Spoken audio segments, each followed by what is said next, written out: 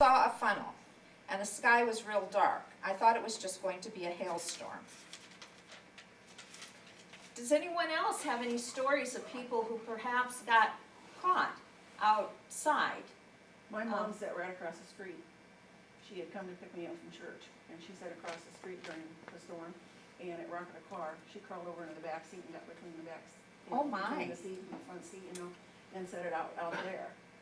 The time, so we had the doors open, and Jack Scholes, he kept getting up and going to the door and looking, and pretty soon he'd come back and he just like nodded his head at Galen's Park. Galen's Park was the minister at that time, and Galen just stopped his message and said everyone go to the basement, and he no sooner got the words out of his mouth till crash, and the sound of a freight train. Just, I mean, it was the most horrible sound you ever heard, and we come flying down these steps. And I was standing right about there by that post, and Grace Baumgartner, she was standing next to me, and she just fainted right into my arms. And there I stood, help, I was 18 years old. This happened in April, and Bob and I got married in June of '61. And then my parents lived up on Main Street where the pigeon guy, my brother-in-law still lives there. And so many of the farmers, because their wells, they couldn't draw water with no electricity, so they would come in and with their big milk cans and fill with water for their cattle. And so my dad just left the hose out, and people tried to pay, my dad for water. My dad said, no, just take what you want, the spigot's there. And I don't know how many days that they hauled water from my dad's house. And your mom still had the restaurant, and somebody got word to me that she needed waitresses. And so I went down there, and I worked, and the Red Cross would come in and get different things. And I worked at your mom's restaurant for about 5 or 6 days, and the workers would come in, and we worked our tails off. Yeah. Because I was laid off. Worse than reducing. Yeah, I mean, everybody that could just pitched in and did what they could. But I remember working that afternoon down at the restaurant then, and all the workers that came in, and cold and wet, and the hail was so bad too. I think that's what ruined a lot of the roofs, that the wind didn't ruin the hail, that kind of finished them off. Because I remember hail, oh, it was awful. Well, I had taken my parents to the train station that morning, and I had the radio on all the way home. Not a word was mentioned about the storm. And when I got up close to Center Point, I noticed the hail and some, trees down. And I tried to go up Main Street, and no, you can't go up Main Street because wires were down. This is go up Vine Street. That's when I saw Willard's roof. And I thought, oh my gosh. When I got to my house, I cried because I had a roof on the house. I had broken windows, but I had a roof on. But I couldn't believe that nothing was mentioned about the storm. Well, that's interesting. In the articles that I was reading, a lot of people said that they did not have any warning relative to the storm. So I don't think that you're unique in that. I did pick up from the Gazette, there was an account from David and Russell Gienap, and they were a couple of boys that were living just a couple miles south of Center Point, and they saw the farm roof blow off at 11:30 a.m.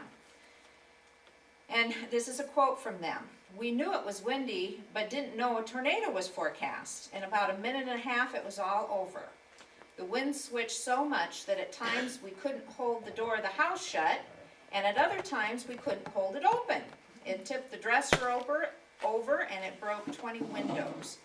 And David also stated that the wind knocked down a red sign that was next to their driveway, and then it switched directions and it blew it back up.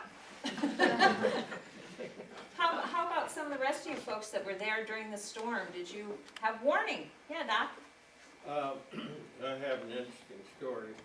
About a week before this storm happened, our children, and we had a Siamese cat. The Siamese cat was sitting there, and we were talking about what to do if a storm hit. And I said to him, well, I think the only one listening was the cat.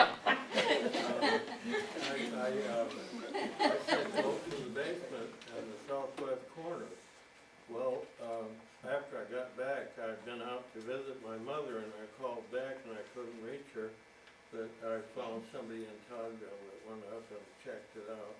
But anyway, when I got back, Marilyn said to me, she said the only one that went to the basement was the cat.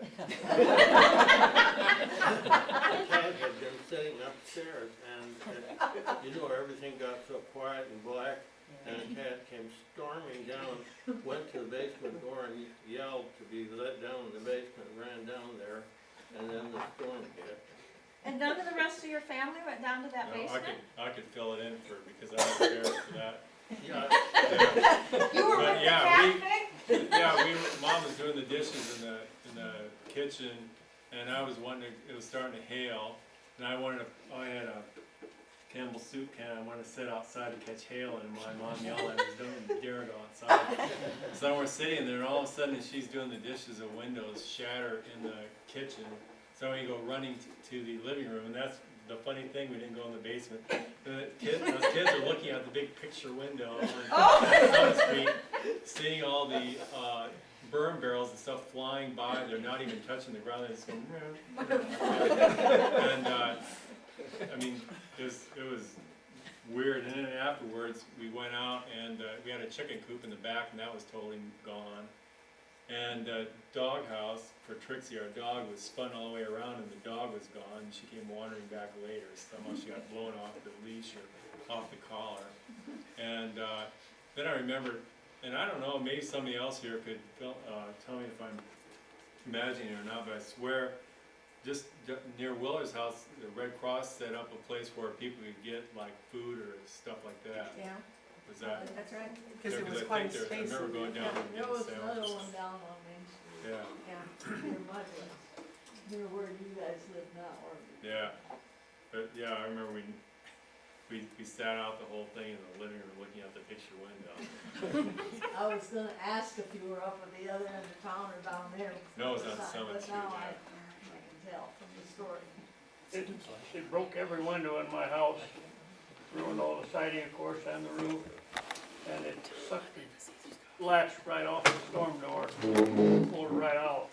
I grabbed the door, I didn't want that to go, I grabbed the door, and we had company, and we got them all in the basement, but here I was trying to hold the door closed. Because you didn't want to lose that door. Yeah, that's right, and it'd go out and back, and I tried to hold it, but it had a white Buick set right south of the house.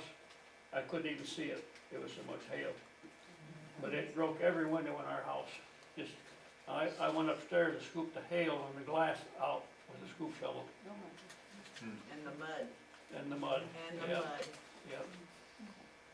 It's Well, funny at if the they, Methodist church, the minister's wife was bathing her new baby in the kitchen sink, and she saw it coming and must have left the other kids to watch the baby, because she ran over to the church and told them, I hadn't stayed for church that Sunday, we were gonna put screens on our house. that's a pretty common theme, that people did not have warning No. that Much. that the tornado was coming. Okay. I have some stories to tell. I was not here, I was in Cedar Falls, so I couldn't communicate, but some way or another I found out that everybody was okay. But I couldn't get back into town. I mean, they were saying on the news, if you're out, you can't get back in.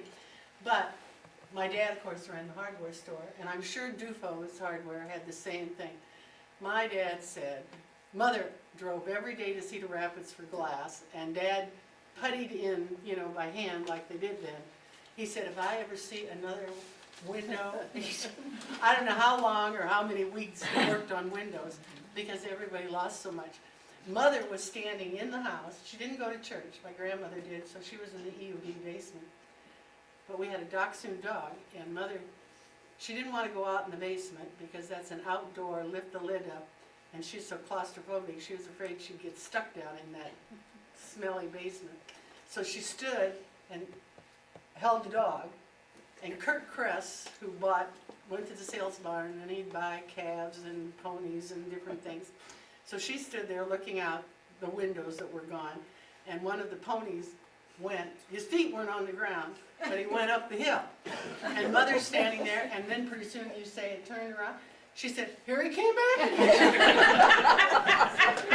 And she said the house was shaking, and she let go of the dog. was a miniature dachshund, let go of the dog and and hung on to the wall, and the dog never moved, stayed right there. I mean, he was just as scared as she was. Those are the stories that they told me.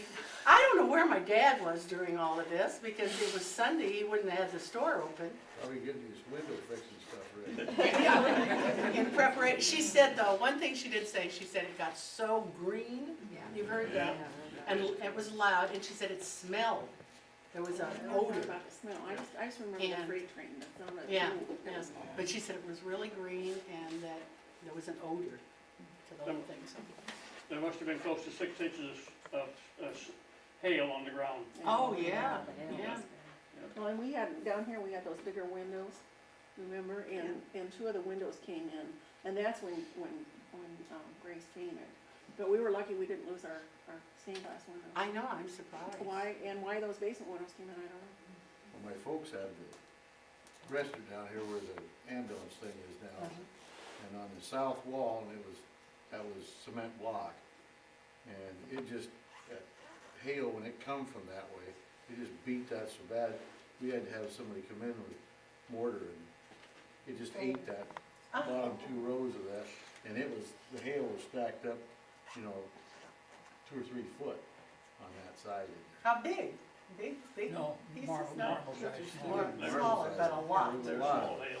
But she didn't shut the restaurant, Pardon? but she didn't shut the restaurant. She kept the No, restaurant Yeah. heavens, no, not mine. Well, you had to, because You you, wouldn't have. like Well, the hardware store had to go, everybody had to go and keep it. But they routed the traffic, and it was, because the fire department I was 18 or 19, I worked with the fire department then.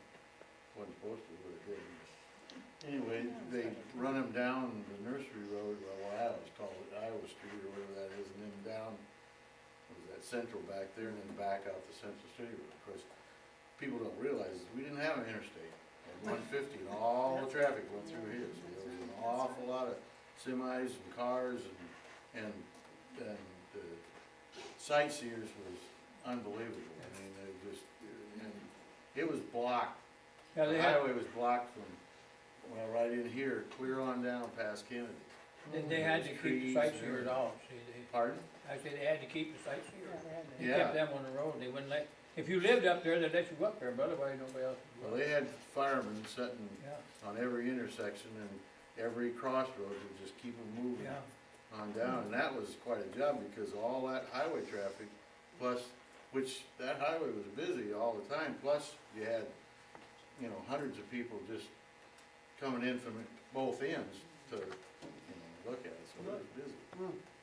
We lived over in my old house over there where I used to live over there, and my granddad, lived with us, my mother's dad, and, of course, you stop and think about it, the weather forecast, and all we had was, Marshall J. and the Shell Weather Tower. They fired him because he got drunk, and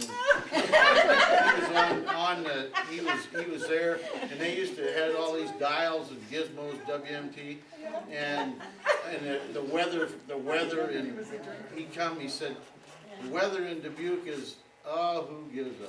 And he wasn't there the next day, he was gone. So, you didn't have So you Yappa didn't get a Dappa warning, radar did and all ya? that kind of stuff, you just had some guy looking out the window, like, yep, I got it, sun is shining in. The wind's coming from the north. Well, sometimes I wish they'd go look out the window. I- I'm sitting I there. have to tell you, I went to a Catholic men's thing, 3 or 4 years ago down Cedar Rapids, where we stayed Friday night till Sunday afternoon. And had a whole program and everything, and this Joe Winters, who's your weather man, his name is Mechalek, is his real name, that's his, Winters is, weatherman Winters, state. Because he likes it. And he was like a first sergeant. He had a little bell, and he rang that whenever we had to go here, had to go there. And Sunday morning, we'd put up with 3 days of that ringing his bell, Him and I were walking down the hallway to go someplace, and I told him, I said, I remember the weather when we had Marshall J. He said, yeah, I heard about it. And I said, and I remember Conrad Johnson. I said, he done a pretty good job. I said, he was the first meteorologist that we ever was accustomed to in this part of the country. But I said, he didn't have that yappa dappa radar and all that kind of stuff. But I said, you know, I think he probably had one thing that you guys didn't have. And he says, what's that? And I said, a window to look out of. I think it pissed him off because he wasn't very nice to me. I don't think it hurt his career though. No, had a little setback for the day, I think, maybe. More attitude than career. Now they go out and stand on the roof. Hey, you're the one that got them started doing that. You mentioned the phones being out, see, and at that time, we didn't have cell phones, we didn't have TVs even, but Collins was experimenting with shortwave, and they would come out there by the restaurant and test their things. So when that storm hit, there was 5 of them came out there, 5 units, cars, and people would come down there, and that's the only way they had a contact in their relatives to tell them that they were all right when they did. That's probably how you found out. Well, see, I cannot remember how I found out. I knew I couldn't come home, and of course, it was April, school wasn't done in here. I don't know who got in touch with us. Somebody must have. Well, we could drive into Cedar Rapids and just phone them there. Because Dick That's Ramsey what and we I did. were both in Cedar Falls, and we knew about the storm. I don't remember that. Don't know where my dad was during the storm.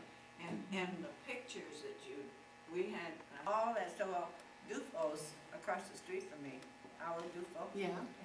They had a big window broken. And I know a lot of their stuff that, you know, that they had on a stand blew out the window. And they never did find them, anything. But I had all pictures and letters.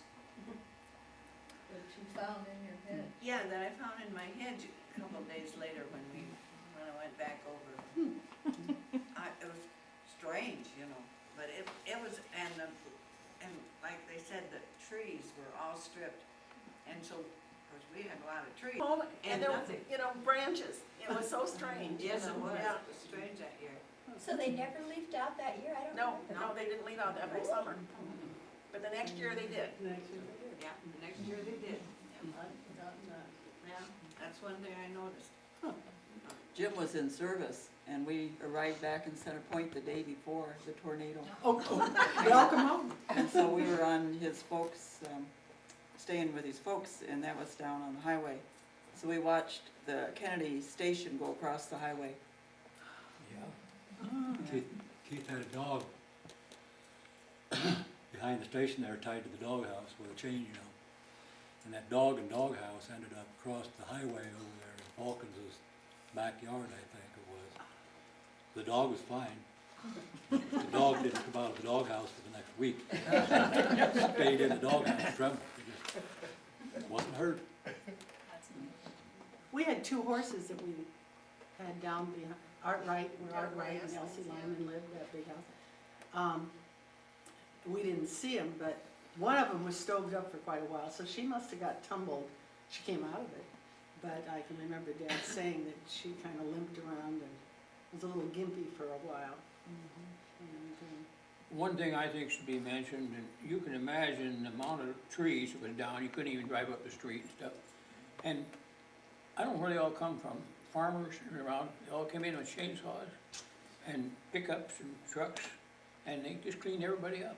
But I mean, it was a big job, and there was a lot of volunteers on that. But I mean, people got behind it and helped us a lot.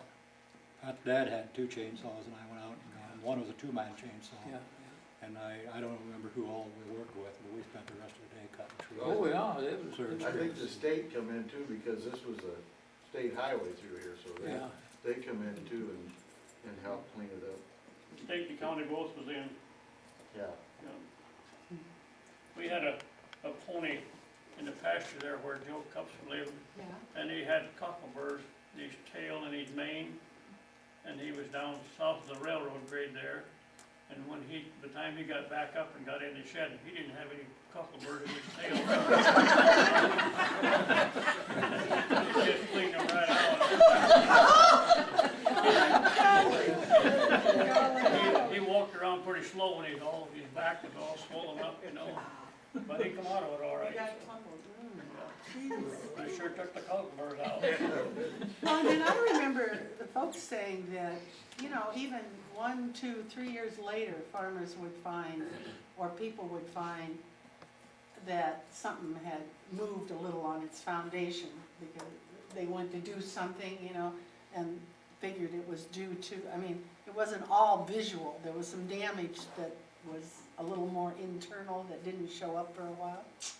Well, I found that with my house. I settled with them 2 sheep, I found out later when you didn't see that to start with, you know. Yeah. We had 4 walls and it was. Well, let's hope we never have to go through that again. No, let's hope not. So that's what Dad was saying, there's a lot that showed up later. There was another person that was interviewed in the Gazette, that was Orville Ashlock, and he kind of had this account, and I'm quoting, "I was lying down reading in the north room. I had been up a couple of times looking at the storm, but I didn't think it would amount to anything. Then I heard a roar. I looked up and saw bricks and board going by the window, swirling in the air, and I headed for the basement. After a while it seemed to quiet down. The roaring stopped. I started back upstairs, but then I looked out the basement window and saw it was still blowing hard. I think it was the hail that was making all the noise." He lived across the street from that house that was. Doors lower. Oh, okay, okay. No wonder he heard it roaring and saw the bricks. I was only 5 years old at the time, and it actually scarred me because I would have nightmares about tornadoes, you know, and I'd wake up. I thought it was pretty interesting. It kind of reminds me of Fig standing in front of the window in the middle of the storm. But Dale and a customer decided that they were going to go outside and see what was going on. And you want to tell the story, Dale? Because I don't know that it was the wisest thing to do. I was in the station and I knew the wind was blowing, and then I had a rack out there with used tires on it. And I seen them going by, and they ended up down by Nielsen's. And they always said that Gulf sign would stand 100-mile-an-hour winds, and when it went click, click like that, I decided, well, we're over 100 now, and that big plate glass Linda didn't look too good. I mean, I had a counter there, and I went down behind the counter in case that window came in. Well, then it stopped, and so Hannah and I decided that, wondered how they were in the restaurant, see. At that time, that door opened in instead of out, and the hail was piled up against it, and we was kicking the hail away so it wouldn't go in, and that wind come back from the other side. We was in the eye out there. It was just as quiet could be, and we thought it was over with, see. And that wind come back, and we just kind of rolled against the building, got back in the station again. And I think the building shook worse the second time than it did the first time. Or I was paying more attention to it or something. It got your attention the first time. Yeah, there was a cream truck in there, and it was, you know, shaking the building enough. I was looking at that cream truck, I was gonna go for underneath it if them cement blocks started coming down. But, you don't really have time to get frightened, scared, till it's over with. You know, but I mean, it's going on, and When it turned green that time, it was green all around, and it just got deathly quiet. There wasn't a sound, you couldn't hear a thing. yeah, it was And still all to be. at once it hit, yeah. But we thought it was over with, see, and Well, But no, they'll then come back. apparently. I was- It was from the north, it was from the northwest when it come in, and then it come just back the other way. Kurt was probably yelling at it.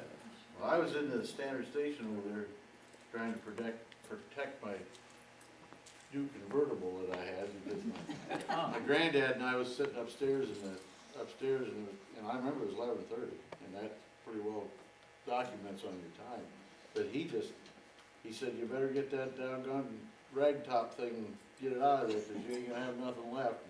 So I run downstairs, and as I backed it out, Tom Cout run the standard station there, and he opened the door and I run it in. And it still caused about a couple $100 of damage to it, because when it's come, it come right straight from the east, and it's blowing the window lights out in that garage door, that station garage door, and then, like they say, it quit, and then that son of a gun turned around and started blowing them from the, right in between, there was a driveway in between our house and the standard station, and it blew all them windows out, right across the top of that convertible. Didn't hurt the roof any, but it skinned her up a little bit, but a lot better than what it did. But how that old man had any idea that there was a tornado coming, cause I'm like you, Rose, it sounds just like a freight train going down through there, it's just noise. You'll never forget it, and that's been a long time ago. Constant roar, was it? Yeah, just deafening. One thing I haven't heard folks talking about was whether or not you felt, other than Teresa, who was terrified for her life, was whether or not people felt like they were physically gonna be harmed during the storm. There was an account in the Gazette, and this time it's coming from Frank Cornett, and he lived on a farm that was about 15 miles north of Cedar Rapids, so just south of Center Point. And what he was doing was he was trying to get the cows in the barn because he knew a bad storm was coming, when he said he realized the barn was coming apart. That was his quote. Flying debris hit him in the back, and it knocked him face down in the muddy floor, and then the debris pinned him down to that floor. And this is a quote again. "I was able to get one arm loose and scoop some of the mud away so I could breathe. I was getting mighty short of breath." A cow was pinned beside Frank, and Frank said the cow kept kicking and bellowing, and Frank was afraid the cow would get a leg free and really belt him. That's his quote. Did anyone else feel like something physically was going to happen to you? I mean, were you scared in that fashion, or it went too fast? It went too fast. I mean, by the time you, Like I say, at the time, you didn't get, it was afterwards, you kind of thinking. Right, just like, Yeah. My mother was very cognizant after that of storm. oh yeah, when people were. Now, Dad wasn't. But like Frank, he was in a bad spot, so you would be. Yeah, no, he'd come upstairs to look. He I wanted. forgot about him, yeah, he was hurt about as bad as anybody. Well, you mentioned Chip too, was hurt That's- to go in. That To the was Don, hospital I or thought it was anything. Don Williams, the son-in-law that, You went? was it Don Williams, the son-in-law that helped get him out? Oh, they That's what did say Don- that in the Don article. told me. Yeah, probably so. He lifted it off of him and then couldn't get out from under it himself, and the neighbor had to get him loose.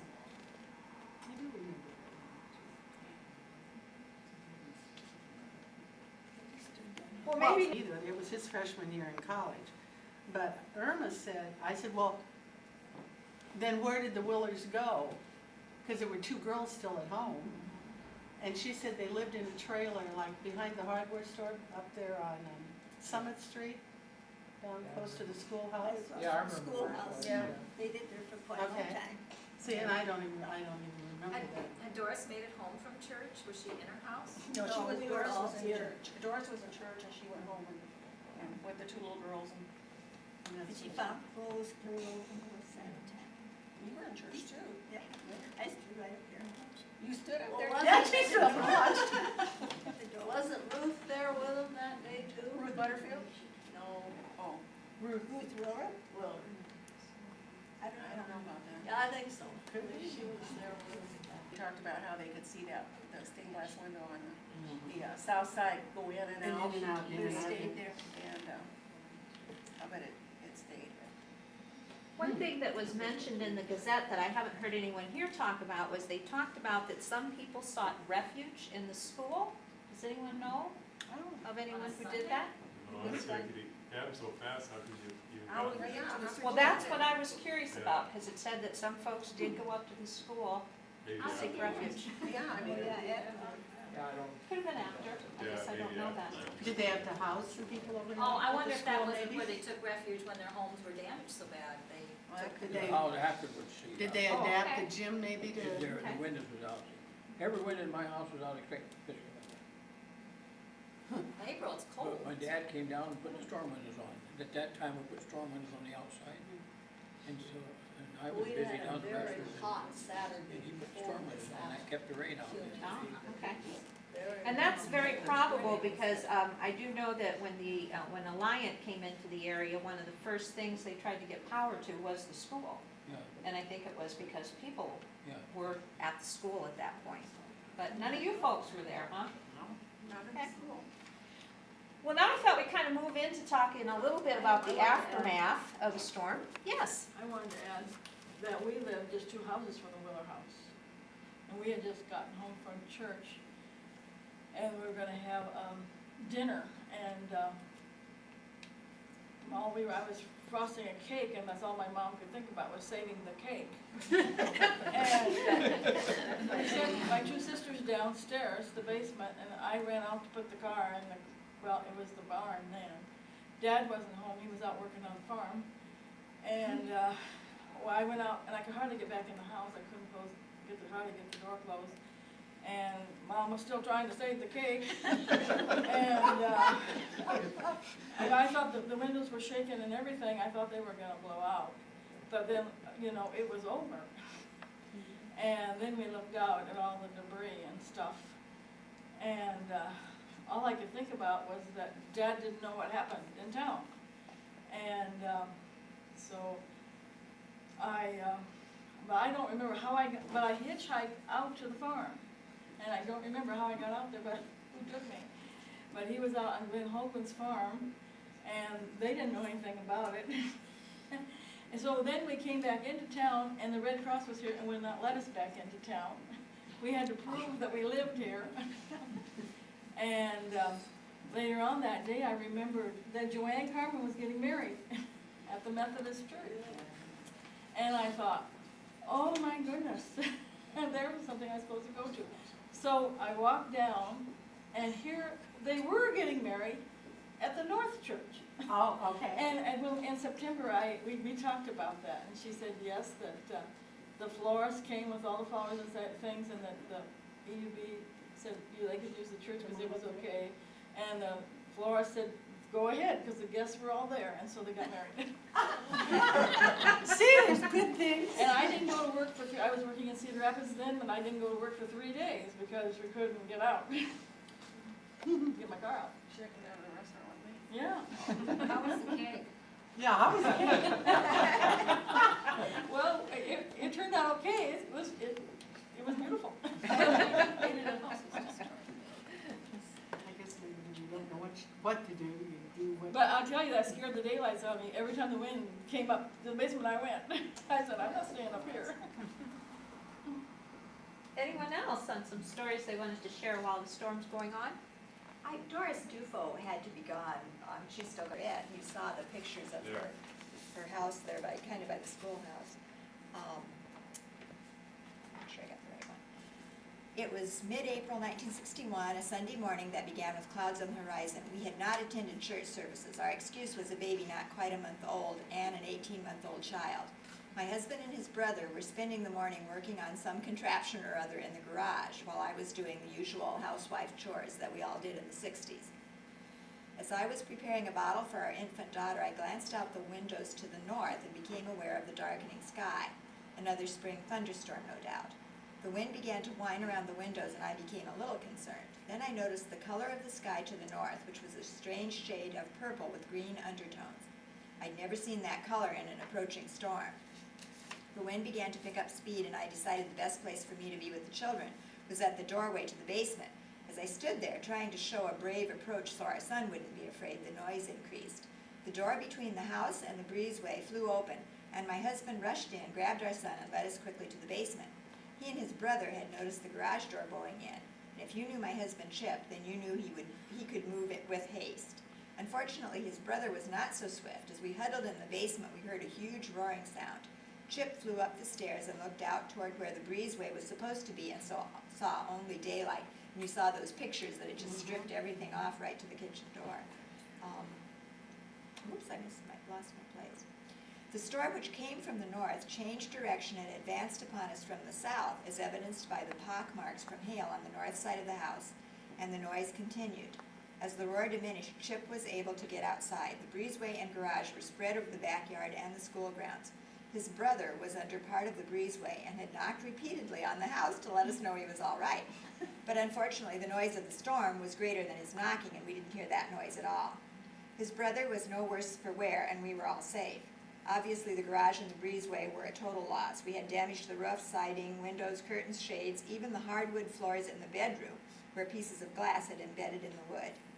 Waiting for repairs to the windows was difficult, as there were many thunderstorms that spring, and the rattling of the broken window-paned windows was frightening. We did feel extremely blessed, however. The window next to the stairway to the basement, where I'd been standing with the children, was broken, and glass entered that part of the kitchen. That happened as we were descending the stairs to the basement. We were without electricity for several days. I don't remember how many. And does anybody remember, did the Gazette say how long it was before they got power back? He said some places. The Gazette said that the power was back at 11 p.m., but I've heard from other people, Dale was one of them, Yeah, that told me it was the next day. The following day. Yeah. I think it depended upon where you live Fact- too. Yeah, I think they might have brought some temporary power in, like to the school and stuff like that, but in terms of getting everybody on, I think it was a day later. Well, anyway, Doris remembers that it was a couple of days, and she remembers because she said, we needed heat for that new baby. We used the oven in the kitchen and had her basket there. Phone service was unavailable, and our parents were concerned. My parents, who lived in Minton, made it through the debris and took the pictures that John showed on the screen. The Red Cross brought coffee and food to those who were helping clean up the mess. We couldn't find our dog, Tummy, and were afraid she was lost, but we eventually discovered her safe and sound where we had left her in the station wagon that was parked in the missing garage. And you saw that picture of the station wagon. She, like us, was afraid of storms ever after. And then I talked to Gerald Benish, too, if you want to Yes, hear please. that. And maybe some of you can fill in some stuff here, too, that Gerald was wondering about. Gerald was 16, a junior in high school, and had just gotten a 1953 Ford that spring of the storm. The town hired the kids from school to help clean up after the storm, and he said he paid off that car with what he earned working, cleaning up, helping clean up the town. As he remembers it, the kids got out of school for a couple of weeks to help, and I can't hardly remember that. Does anybody, did they help after school, or? No, I think they got out of You school. think We- they well, let 'em I out don't- of First of school? all, I don't think we had school for like 3 days.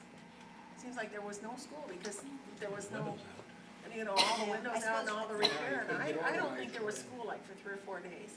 And then, and the high school kids did help, with the debris and stuff. Gerald's family lived on the south end of Main Street where his folks Bob and Rita still live.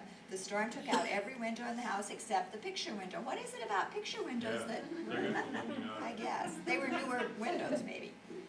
We were wading around through 3 to 6 inches of hail and broken glass, Gerald said. I was watching out a broken window and saw the skating rink go. The skating rink was a hollow tile building down on Maiden Street, just east of the south end of Main Street. Harley Notbaum lived across from Benish's, the last house on the east side of South Main Street. And he had a double barn on the alley behind his house where he kept his trucks. The storm just took it and spun the pieces in every direction, and I wonder if that picture that showed the tree house was part of his barn. I bet it was. Maybe it's the right location. And as Gerald was watching the barn go, he said, about that time my dad grabbed me by the belt and said, we're going to the basement. Bud Broxy lived next door south of Benish's, and here's another dog story. Gerald remembered that Broxy had a shepherd dog chained to a doghouse in the backyard, and after the storm, that doghouse with the dog still chained to it ended up around, and it couldn't go around, but in the front yard. He said the dog wasn't hurt, but was mean ever after that. He also said Roy Molinauer lived up on Back Street, which I assume Back Street is Summit Street now, is that correct? Yeah, where Hollenbeck's live now. Yeah, and had a horse pasture with a water tank in it out behind there. And Gerald said that tank came down by my car on Main Street. After the storm, there was no phone service and you couldn't drive more than half a block for the trees and debris in the streets, and there were hot wires down all over. Gerald's grandma lived on the highway on the north end of town, and the family was worrying about her, so Gerald went down on foot. The only damage to her house was that the porch screens were perforated by the hail. But a block or so north, Keith Kennedy's service station had both bays caved in, and you saw how bad that damage was.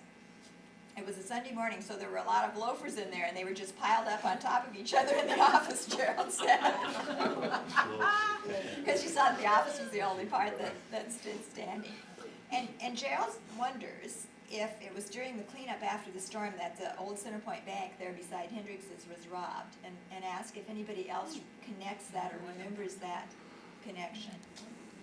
When the bank was robbed, Yeah. Yeah, but I yeah, don't know. when they broke into Bob Hudson's and got his cutting equipment, and then went over to the bank and used But was that right after There the was storm? a separate time. though. I That don't know wasn't- when it was. It was a separate time, I remember researching that for the Sesquicentennial book. Okay. My memory is that it was mid-May Yeah. that the Okay, bank so like a robbery month occurred. later. Yes. Okay. Same year, but about a month later. It didn't have anything to do with the storm.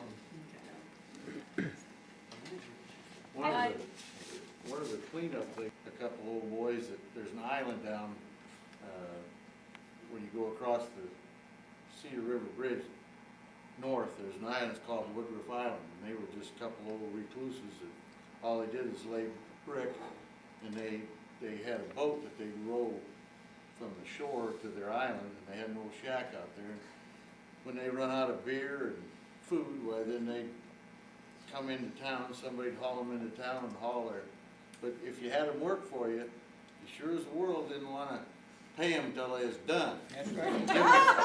And Dad knew better, why the heck he did, but they started putting them, working on them daggone chimneys, they worked a day, and he give them $20, and a week later, they was back and finished the job. That's right, that's right. But it didn't damage the car that I put in the part of the barn. Oh, my. And it didn't damage much to the house, I mean, we didn't lose windows and stuff. And you saved the cake. And saved the cake, but yeah, the stuff did hit the house, we heard it. The Gazette, in terms of what happened after the storm, I think folks had mentioned that the Red Cross came on site and that they were making some food available. Dale and I think some others mentioned that we had some mobile operators that were allowing people to make emergency calls and helping them to contact family members. Some folks are talking about the trees, and the Gazette had said that the Centerpoint Council decided to make their city personnel available at no cost to help clean up any trees as well. So they also were helping with some of the cleanup, it said. They mentioned that the Walker Fire Department was down here, and I think I picked up from you folks that they were directing the sightseers. Is that what their role was? Well, In- Centerpoint and Walker were doing that, okay? I also saw someone making a quote that they thought that the civil defense workers did a very fine job. Where were they from and what were they doing? Civil defense, my experience with them, they brought out a gas, electric generator, you know, Oh, and we wired it to one of the gas pumps. And so we had one pump out of 5. We had one pump that we could pump gas, we put it on the regular. And somebody come in for gas, you crank it up, and then make electricity and fill their car, and then shut it off again. and that was How civil much was defense, huh? gas at that time? Do you remember? Oh, probably around 30 cents. Oh. They bring a generator up to school for supply for a while till they got the power back. Remember that? I don't know. I think they did. I think they brought a generator up to school to get that back. I don't know who brought it in. That's what they did. But I the think- only deaths were at Garrison, Yes, up in one this death, big storm yes. thing. Being without power made me think of something I hadn't thought of for many, many years, was we milked cows down south, just west of where Fig lives. We had 40 cows to milk, and we didn't have any electricity. So those old surge milkers, and I hadn't thought of this for years, operated off a vacuum. So we bored a hole in the intake manifold of an old WD Alice, put a petcock in there, and if you run the engine at idle, it's pulling a vacuum, and we milked cows with that tractor running. Did your dad think of that? Oh, well, somebody must have told us. I mean, I don't know how we thought of it, but, and I hadn't thought about that for years, but we milked cows for, I bet, a week that way. Of course, the top of the barn was gone, so you were milking the outside. Yeah, but that's something you couldn't put off, you know. though they had a good-sized family, there wouldn't have been enough to. Well, Rick probably still can't milk a cow. I never milked many by hand. I milked a lot of them with a machine, but not many by hand. The other thing I do remember that was kind of impressive to me was at the top of the barn, and we had a 500 bushel Balin grain dryer, and it was a portable dryer, but it's set out there kind of where that grain bin sits now. But the top of the barn and that grain dryer ended up in that where the housing development is now, but the fences were undamaged. It had to have went over the fences to get over there. Both the barn and the grain dryer went over to that field, but the fences were fine. Did you have a lot of damage to the house down there? Oh, yeah. Yeah. I mean, typical of what everybody else talked about here. The wind blew one direction and the other. The windows are gone and we scooped the hail out. How long did it take to get the town back to what it Still isn't. would? Yeah. would do? Oh dear! 45 years. I want Jim to elaborate on that. Still over there, they said, yeah. Well, it took, like he says, from 3 to 5 years before everybody got everything Really? repaired, you know. Oh, the 3 hills- to 5 years, is that what you said? Well, I don't know, when you say get it back, my house looked just like that picture with all them holes in it, you know, in the wood siding. And I didn't have time to do anything about it, and I had Doug and Rusty Bowers paint it. Put plenty of paint on into the holes and everything, see? And they did on them and in the bushes too, but anyway, I went about 3 years in before I sided out. It didn't look the best, but it got. You had to get the windows in. I got married in June of that year. Well, some company out of Cedar Rapids They had came them all. around selling siding.